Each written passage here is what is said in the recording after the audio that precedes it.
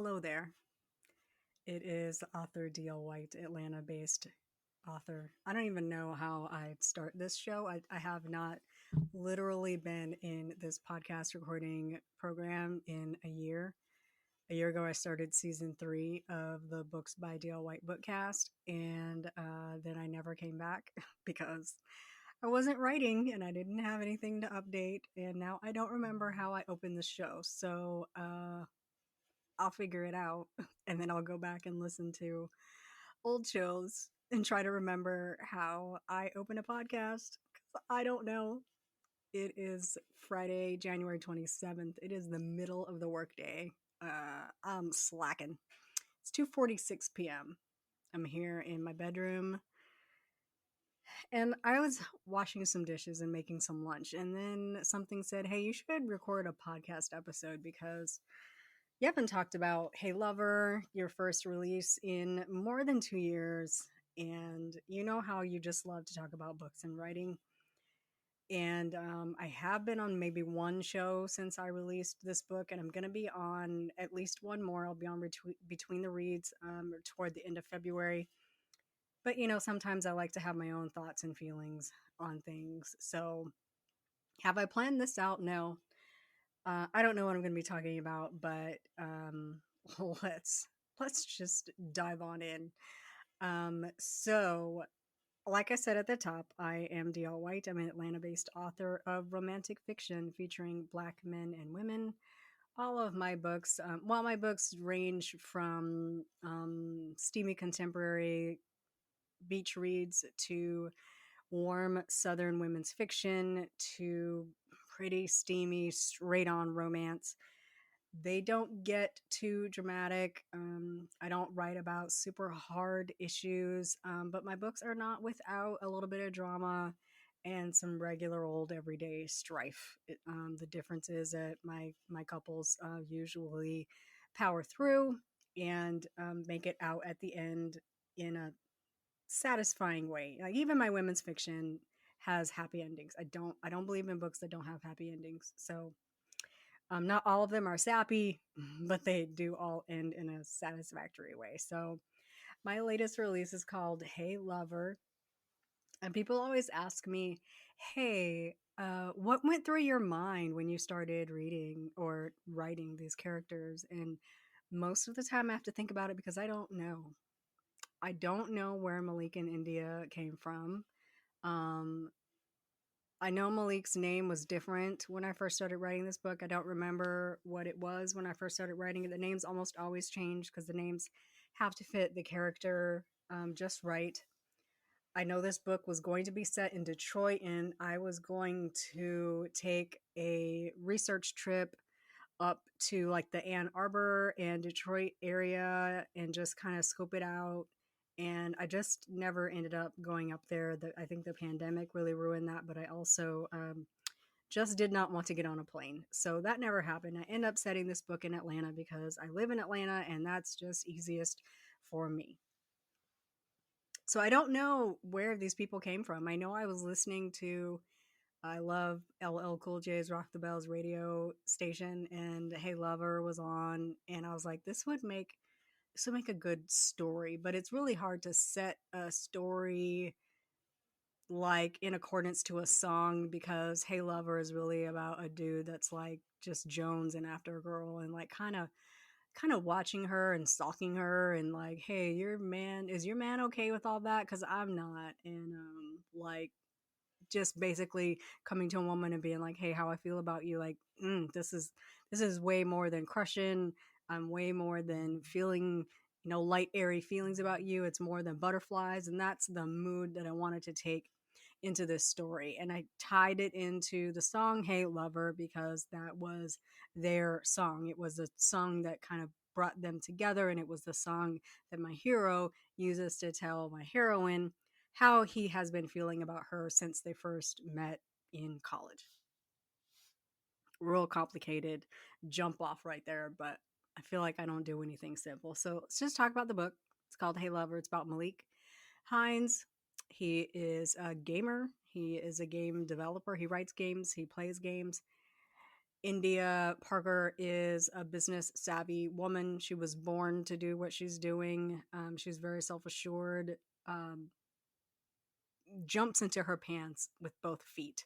None of this one foot at a time business.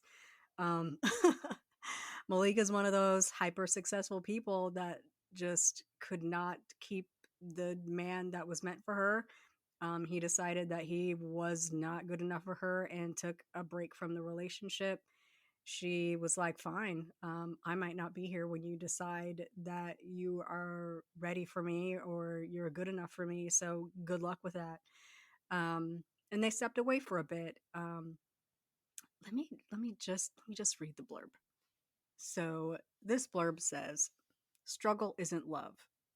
At least that's what a broken Malik Hines told himself when he walked away from the love of his life, just as her career was on the rise. With any luck, he would have time and space to dig himself out of a dark hole. Healing, rebuilding, launching his game studio, and writing his premiere game took time. Suddenly, it had been nearly a decade since they last spoke. Seeing her in the media stirs up a long harbored desire to reconnect, and Malik takes the biggest chance of his life. Could that door open again? After taking over her father's company, India Parker is on the hunt for the next big thing to push her company forward. In the background of her success, there is loneliness, longing, and the feeling that there's a large part of her life that has been on pause. When a surprise gift arrives at her office, it reminds her of the man she used to love and would like to love again. The choice to open that door and press play is hers. So, this book is available in ebook only right now because I'm an independent author and I am determined to do things the hard way. I do everything myself. So if there's a paperback coming, I need to format it. I need to create a cover for it. It needs to go up at retailers, and I don't have the energy for that right now. It might be coming, it might not. This is a shorter work. It's about 57,000 words. So, but like Beach Thing is 45,000 and it's in paperback. And so I'm just being lazy. So it may come. I do want to put it in paperback. It is just really a case of me not putting aside time to do it. It'll probably come. This book will probably not be in audio. I'm about 3 books behind on audio because, again, I'm an independent author and putting books in audio takes a lot of money, like thousands of dollars that I do not have. I'm a cash only operation. I would rather not put it on a credit card because y'all don't know me and credit cards. It's not a good idea. So I became debt free in 2020 thanks to my dad. Love you, daddy. And we're not running that credit card up again. So audio for this book might not be coming. And the reason that I wanted to revamp the podcast or reawaken the podcast is because initially I started this podcast to read short fiction, um, and to sort of whet people's appetite about my work. I am a person that's very vain about my books, whether anybody else likes them, I really do. And I always feel like there's so many people that just don't know about my books. And if they could hear more about my books, they might be interested in buying my books. And so the idea was to record short fiction and release it for audio and, let people know, hey, my books are out here. And if you like these things, you might be interested in these other things. I do have several books that are out in audio: Brunch at Ruby's, Dinner at Sam's, Leslie's Curl and Dye, The Guy Next Door, and Beach Thing are all out in audio, available pretty much wherever audiobooks are sold. They are also available at your library. So if you don't see them, you can request them. They are available. I also sell all of these titles direct. If you can't find them, there's no reason you should not be able to find them anywhere. But if you want to buy them direct, you can go to booksbydlewhite/books. Every book has its own landing page. You can buy it in ebook, print, or audio if it's available. You can also head straight to my store. It's payhip, payhyhip.com/books by DL White. That's my store, and all of my books, print, ebook, audio, are listed there. That's enough of the sales pitch. So this book may be coming to the Bookcast. I don't know. It is the same attitude as the print version, in which I must have energy and bandwidth and feel like doing it. I kind of don't want to put this up for audio without selling it. I'm at a point in my career where I don't want to do things for free. I probably need to work myself out of that and, put some things up, that people don't have to pay for to again whet the appetite and let people know my books are out here and they're darn good. Um, but with when I have a book that I struggled to write and to put out and to make it to the market, and I put in all the work to put it up at all the retail ebook sites and my own ebook site, and I paid money for a cover. I just feel like those are things that I don't want to give away.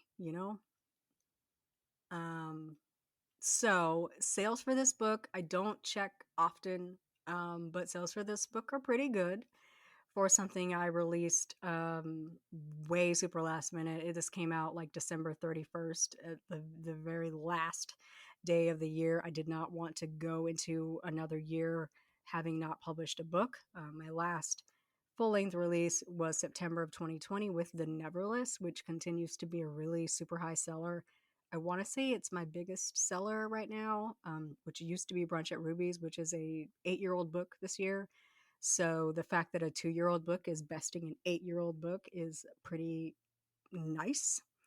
I did give away a lot of copies of Brunch at Ruby's, but sales wise, The Neverlist is outpacing that book. And Hey Lover is doing pretty well. I found a cover designer on Facebook. It's an illustrated cover and it's one of the faceless ones, which aren't my favorite. But the second I saw this, I had to have it. It was perfect for this book. It's got like a little throwback feel with a little, some bright colors on it. I feel like it draws the eye and really catches your attention. And I really like this cover for this book. I don't know how many illustrated covers I'll do because I'm actually not a fan of them, but I somehow now have 2 of them. That's enough. DL White, that's enough. Like, let's get serious. I also feel like illustrated covers are really more for rom-coms, and I don't want to fall into that trap where I feel like they're trendy and people look for them, and so I want to put one on my book so people will buy it. But then they open the book and it's way more than they bargained for. This isn't like a cartoony illustrated cover, though. It does seem a little bit more serious than rom com. And I'd say this book has some funny moments in it, but it is not a funny book. Um, you might chuckle here and there. It's hard for me to write a book that doesn't have any humor in it because I think human beings are funny. People sometimes say things that make us laugh. If you write a book and nobody laughs in your book, who are your people? Are they all seriousness all the time? They never joke. They never make people in their lives laugh. If you can't make me laugh, we have a problem. We have a problem. I do want to mention, since this page is up, the content advisories for this book. There are mentions of cancer. There is treatment of cancer. There's no death in this book.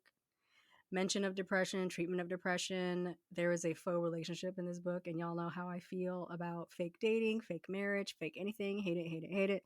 But I did have to put a fake relationship in here because I wanted to poke fun at it. There's also some infidelity in this relationship, although that's kind of like a dotted line infidelity because it's a fake relationship. They both know it's not fake, but to the public, it's real, and it looks like there's infidelity.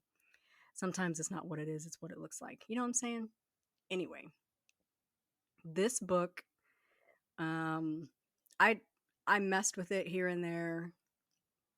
Started in 2019, hit a wall, put it away, which is my usual MO. Sometimes I just really need to think about a book before I can write anymore. And then about a year and a half later, I'll dig it out of the trash because I know how to fix it now. Um, I kind of toyed with it. I pulled it out of hiding here and there, but nothing was really clicking in my mind. 2020 was very busy. I think I said in my last episode, 2020 was really busy because I needed a distraction from everything happening, from the election to COVID to things happening at work and my personal life. There was a lot going on, and I needed a distraction. I think I read about 200 books that year.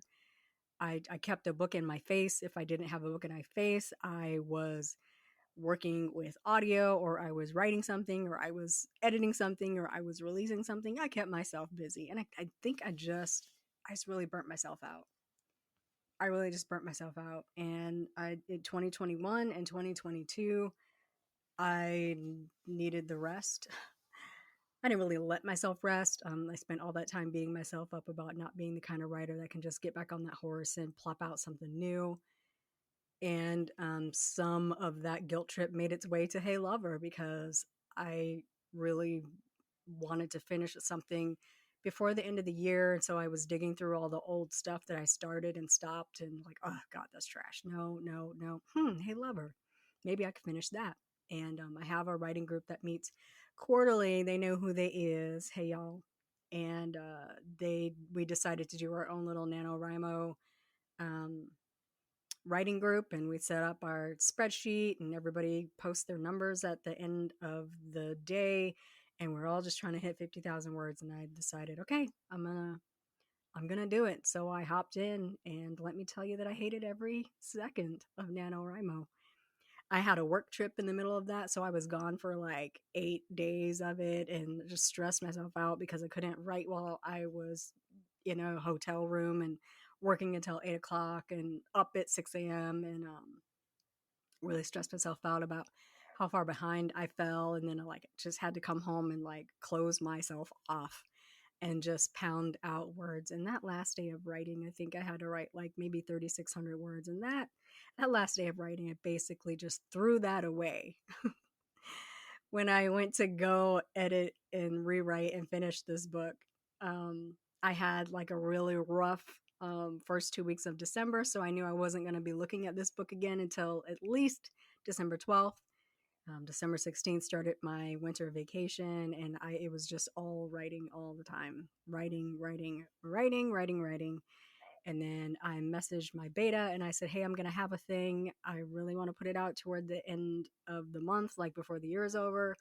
Are you going to be available next week? Because this thing is going to be coming in smoking. And she's like, yes, send it on over. And then I had lunch with one of my new favorite author friends, Nikki Blair. And I was kind of stuck, and she was in town, and I was talking to her about it. She gave me so many good ideas that really dug me out of a deep, dark hole. It dug me out of the I don't know if I can finish this hole. And I raced home and started mapping out my ideas. There were some things I needed to change, but she really helped me with developing Malik as a gamer, as a game developer, and also working with India from her perspective. So just want to give a huge shout out to Nikki Blair. And if you have not read her books, I just need you to immediately run to your nearest browser and log in and order you some books by Nikki Blair. The Ford family series is very good. I enjoyed it very much. And I just keep telling Nikki that I just need people to understand that Dwele Ford belongs to me. I will lend him out for occasions, but Dwele Ford is mine. I just want you guys to understand and know this. So don't get any ideas. Marcus might also be on loan. I'll let you know. Anyway, nikkiblair.com, NIKKIBLAIRE. Get into it. Anyway, so I finished this and had a bunch of stuff go wrong. So I write in Dabble, which is like a cloud-based program. Y'all did not want to know all this, but this is all the stuff I want to talk about that nobody ever asks me. So I write in Dabble, which is like a cloud-based um, it's a cloud-based novel writing software. It's like Scrivener, but not as deep and not as many bells and whistles. I can't stand Scrivener. I absolutely hate Scrivener. But I like Dabble because it's like Scrivener in that you can, move your chapters around and whatever. It's also cloud-based, so I can get to it from anywhere, including the iPad that I use with the keyboard. Um, so I was mostly writing on that because then I didn't have to dig out my laptop and make it a whole production. So I wrote on Dabble, and then I can export to Microsoft Word, and that's where I start, doing my editing. I run it through Grammarly, I run it through Spell Check, I run it through Pro Writing Aid. And then I take another dip through it. I make all my corrections, I make all my edits, I do some rewriting, I do some finessing, and it's still kind of yeah, it's very mid. It's very milk toast, a word that I have recently rediscovered, and I introduced my Instagram friend Theo Reads to this book. It's like that's when the kids say mid, that's milk toast, but it's like an old timey old people word. Nobody says milk toast anymore, but it's very milk toast. But it's kind of cute. Send it to my beta. She has it for a couple days. She sends an email. She's like, "So I'm sending my notes back, but I want to talk before I send it." And I'm like, "Oh no, oh no, no, no, no, no, we don't need to talk." She's like, "No, no, no, we need to talk." So she calls me and we had a good long conversation about Malik and India. And let me just tell you that if you like this book, I really want you to just shout out a prayer to my beta. I don't want to call her out, but if she don't mind, I'll append her name to this at a later date. But I'll tell you, I started working with her for a thin line, and I feel like my writing is getting better and better because I have a beta that's not afraid to say, "You already said this. This doesn't make any sense. I don't understand this. I don't like how she said that. This is good, but lose that." Like, I know it's cute. It's not trash, but it could be better. How do I make this really dull, cloudy diamond something big and shiny and ostentatious for the people? And get you a person that sees your work in that light. Like, she likes my work. She reads my work often, rereads my work often. And we have really gotten to a really good speed where she knows that she can tell me the truth of what she doesn't like, what she does like, what works and what doesn't. Sometimes I'm going to leave it. There's a couple things that I just left because I said what I said. That is how I meant for it to be said. That is how I want her to be perceived. And we just going to have to make it over that hump because I don't want to change it. And there were a lot of things I took her advice on, and I changed them because it needed to be changed. And so I made my changes and my updates. I think I sent it to maybe one more person, and I sent it to Nikki, who absolutely loved it. And then I was like, okay. Okay, popping in here super quick by iPhone to add in this part that I forgot to mention because it was a whole big old complication when I went to publish this book. So I mentioned that I write in Dabble and I then export to Word. I make all my corrections. I send it to my betas, etc., and so on. And then I import it into Vellum, which is a professional book publishing software, right? Well, I go to format or add this document into Vellum so I can make it pretty. And my computer will not take my password. Like, my machine is like, "Nope, I don't know who you are. And I know my password is correct, but my machine won't take my password." So I spent about 3 hours arguing with my machine. I was on the help desk with Microsoft, and they were like, "Ma'am, I do not know what is going on, but you're probably going to have to reformat this, which means you're going to lose everything that you have saved in, on your machine." And I was like, "You know what? Fine, because everything that I use is in the cloud, so I can just re-download it." So I had to wipe my machine and reload it and reset the password because my password resets weren't working. Reload everything, re-download Vellum, but the license is attached to an email that I had when I first started my publishing account, which was an old domain when I was on WordPress. And I started using Books by D.L. White 2 years ago when I opened up my Squarespace website. So my Vellum license is not tied to the Squarespace, the Books by DL White email. It's tied to the Sweet Escape, which was my old fan fiction domain. Okay, no problem. Just email Vellum and have them switch it over. Well, Vellum's out of the office for holiday break. They're not back until January. I want to publish this book in December. So I got to find a way to format and like get this thing typeset so that I can publish it. And I mean, since I've had Vellum, I haven't had to do this by hand in I don't know how long. And I'm like, I don't think I can do this. So while my betas have the document, I am on the hunt for a way to format this. And I'm not downloading Atticus because I don't have the time to learn it. It's a huge learning curve with Atticus. So I found this program called Readsy, which is, I guess it's a cross between Vellum and the Draft to Digital formatter, typesetter. I did not like how Draft to Digital put it out. I hated it. So I was looking for something a little bit more fancy. So Readsy did the job. It wasn't exactly how I like it. It's not as nice as Vellum put it out, but Readsy did the job for me. So the original published iteration of this work looks tons different than it did after I got to renew my Vellum account and imported the document into Vellum and got everything all set up the way I like it, all nice and pretty with my headings and all my fanciness. But so there was also that nightmare when I was in the middle of publishing. And so this little add-on pushes me over the 30-minute mark, but I what are you going to do? Stop listening? Okay, back to the story.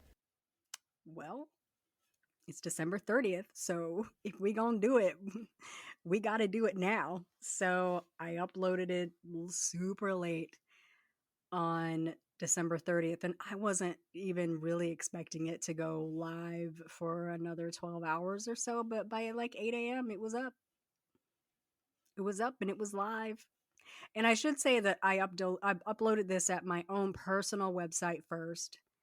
And so there were a few people that bought this direct from my website first, which I really love doing. I love this new thing where indie authors are like, hey, this is distributing to retail sites. It'll be up when Amazon feels like putting it up. It takes Barnes and Noble days to put a book up. Days, you guys, days. Apple, it takes literally, not literally, but it takes about a week for its stuff to distribute to retail sites. Or you can read this thing in about 39 seconds if you buy it on my website right now. Isn't that neat? Isn't that like a super neat thing that we can now do? When I started self-publishing in 2015, 2014, I published my first project December 31st, 2014. It was a test. It was a short. Um, that was my test just to figure out Amazon to see if I could do it. And that book disappeared relatively quickly, but that's how I figured out how to upload things to Amazon, to Barnes and Noble, to Kobo, to Apple Books. You know, that's how I figured out how this works. I have to learn by doing. And if I could do it once, I could do it 1,000 times, 100 times, 1,000 times, 10,000 times. So when I first started publishing in 2015, that was not a thing that was easily possible. You could not sell something direct unless you like, I don't know, you could, I mean, I guess you could put it up at your blog and, you know, some people a PayPal invoice for it.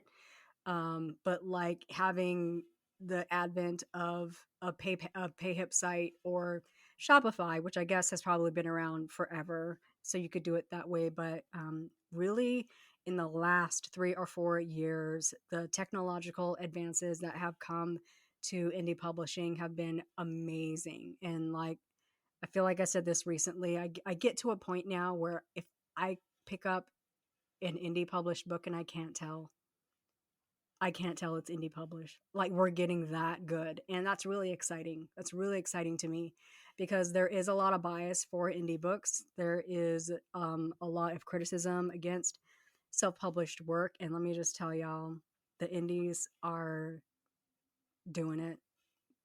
And not even just talking about me, because I'm out here, but I ain't out here like Delaney Diamond. I ain't out here like Stephanie Nicole Norris, who's publishing books faster than I can read them. I ain't out here like, some of these, like Alexandria House and Aubrey Penn. And I mean, if I just look through all of the people that I follow on Twitter, all of the indie authors that I follow on Twitter, we out here, we doing it, and it's crazy. So if you're the type of person that's not reading indie work, it doesn't even have to be indie romance. Like, I'm going on a total tangent, but like indie domestic thrillers. Do you know Bianca Sloan? If you don't know Bianca Sloan and you read domestic thrillers, I want you to look her up because her books are so good, and she's indie. Um, indie cozies. Tyora Moody writes these really cute cozies. Nicole, what is her last name? Nicole Rise writes super cute indie cozies. Like, I feel like we're busting out. If you can't tell that I'm smiling, then you open your ears. I feel like we're busting out, and I'm very excited. So I want to keep this kind of short. I've already gone longer than I thought I would, but in this last like 2 in such minutes, want to thank everybody who bought Hey Lover. If you thought about buying Hey Lover, thank you. If you don't want to read that book but retweeted me or reblogged me on Instagram or Twitter or Facebook, thank you. Word of mouth sells books. If you pass a book on to somebody like, hey, I think you'd really enjoy this, people are so many more times likely to like it than they are if I slap it up or if I put together a really cute kitschy ad with some, hip happening music behind it. That is going to attract some people, but it's going to attract even more when people get behind your work and they pass your work on or they mention your name. So I definitely also want to thank people who are speaking my name in rooms that I'm not in, and I know that that's happening. Um, I'm seeing the repercussions. People are coming to me like, "Hey, I heard you write books. What about them?" So, um, want to take this time to express gratitude for that and for keeping a sis lifted because it's rough over here. It's rough on the mentals. So as far as what's coming, super quick, I don't know. Yeah, you have no idea. The end. I have an idea for a short that I want to do for Valentine's Day. Let's hope it prays a short because I don't know how to write anything short. I'm telling you, I cannot write short. My brain automatically wants to expand a story to 22 chapters, 67,000 to 97,999 words. Um, we'll see if we get a short for Valentine's Day. Then I may actually read that for the bookcast. If I keep it to a short, I may read Hey Lover for the bookcast. I may put Hey Lover in paperback. I'm literally not promising to do it because I honestly don't feel like doing it, but I probably bully myself into doing it. Um, I bully myself to make myself do things I really need to do. And then I have a Potter Lake book that I want to finish. It is a homecoming book, not a homecoming event book, but a person coming home book. And then we'll see what pops up throughout the year or, before the end of the year. So thanks for hanging with me. Love y'all. Appreciate y'all.